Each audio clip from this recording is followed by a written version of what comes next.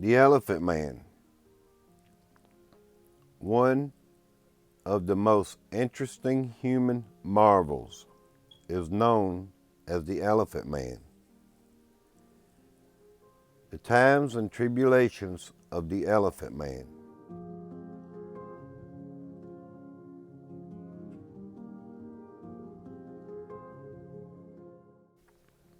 Joseph Merrick have long been the subject of books, films, and theater. As a result, the Elephant Man is without a doubt the most famous human prodigy of all time.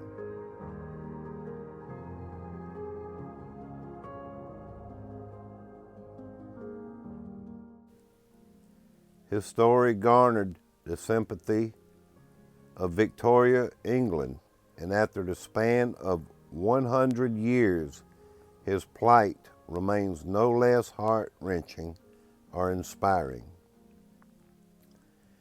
Joseph Merrick was born on August 5, 1862, in Leicester to Mary Jane and Joseph Rockley Merritt.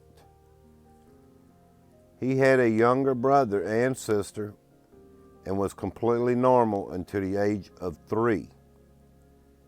In an autobiography note which inspired on the reverse side of his freak show pamphlet, Merrick noted that his deformity first manifested with small bumps appearing on the left side of his body.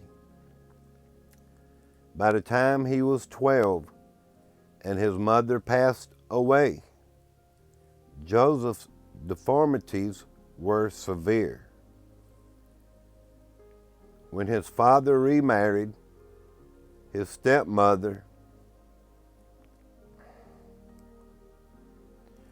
expelled him from the house, and young Joseph began struggling not only against his deformity, but starvation and homelessness as well. For a time, the Elephant Man attempted to earn a living by selling door to door and on the street.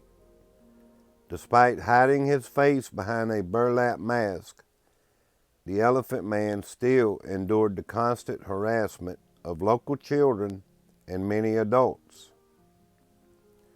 His sales attempts were futile, and he eventually ended up in the Leicester Union workhouse. Victorian workhouses were not friendly places. They were akin to prisons, where the unemployed and unemployable toiled in the most unwanted, laborious task of the era.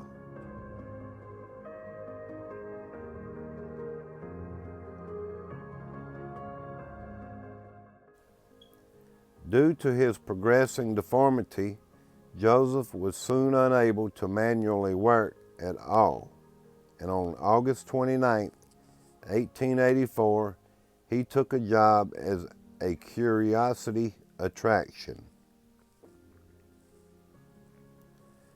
Contrary to film accounts, Merrick was well treated as an exhibit and well paid for his time. While on exhibit on Mile End Road in London, now the London Surrey Centre, his path first crossed with Dr. Frederick Treves. Treves, who would later chronicle and befriend Merrick, gave him one of his business cards after Merrick politely declined an examination. When human curiosity exhibits were outlawed in the United Kingdom in 1886, Merrick traveled to Belgium for work. There he was indeed mistreated and ultimately robbed and abandoned by his promoter. He also contracted a severe bronchial infection further complicated by his deformities.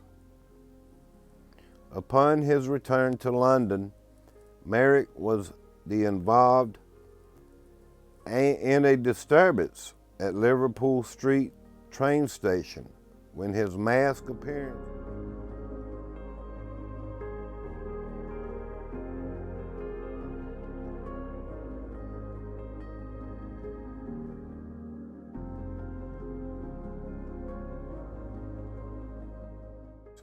and twisted body caused hysteria.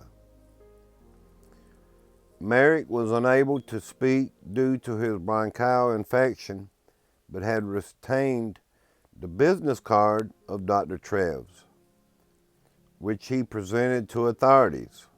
Treves was quickly summoned from the London hospital and soon arranged for Merrick to be given permanent quarters in the hospital. Despite a living in constant physical and emotional pain, the Elephant Man possessed an indomitable spirit. He quickly became the subject of much public sympathy and something of a celebrity in Victorian high society. Alexandria, then Princess of Wales and later Queen Consort, demonstrated a kindly interest in Merrick, leading other members of the upper class to embrace him. He eventually became a favorite of Queen Victoria. However, Treves later commented that Merrick always wanted, even after living at the hospital, to go to a hospital for the blind where he might find a woman who would not be repelled by his appearance and love him. In his later years, he found some solace in writing, composing remarkable, heartfelt prose and poetry. In the summer of 1887, Merrick spent time vacationing at the Fawsley Hall Estate, Northamptonshire. Special measures were taken for his journey there, and he was forced to travel in a carriage with blinds drawn. Merrick enjoyed his time away from urban London greatly and collected wildflowers to take back with him to London.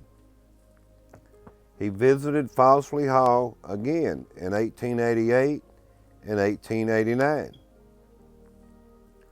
The Elephant Man was cared for at the hospital until his death at the age of 27 on April 11, 1890. He died from the accidental dislocation of his neck due to its inability to support the weight of his massive head in sleep. Merrick, unable to sleep reclining due to the weight of his head, may have tried to do so in this instance, in an attempt to imitate normal behavior.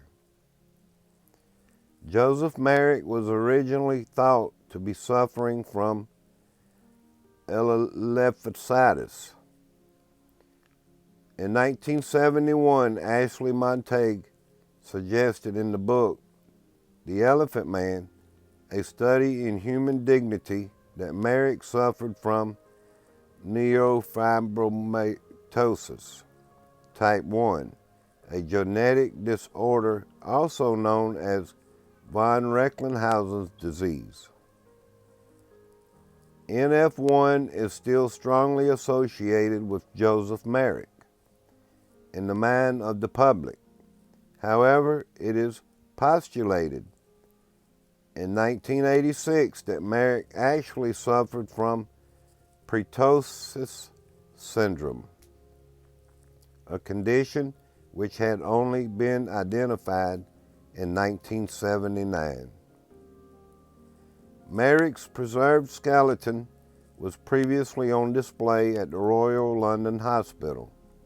While his remains can no longer be viewed by the public, there is a small museum focused on his life, which houses some of his personal effects and period Merrick memorabilia. Note, while Joseph Merrick is better known as John Merrick. It is not his birth name. Sir Frederick Treves recalled the name as such in his memoirs. It is unclear if Treves recalled details incorrectly or if Joseph Merrick went by John.